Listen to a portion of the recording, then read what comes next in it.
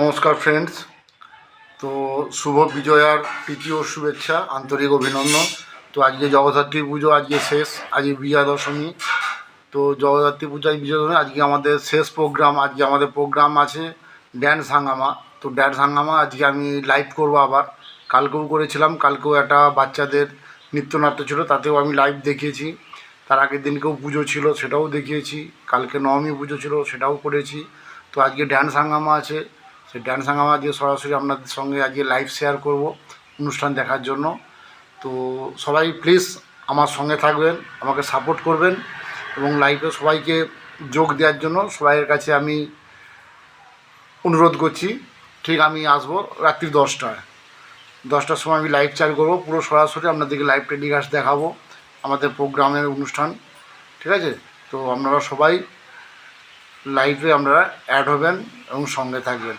নমস্কার, সবাই সুস্থ থাকবেন।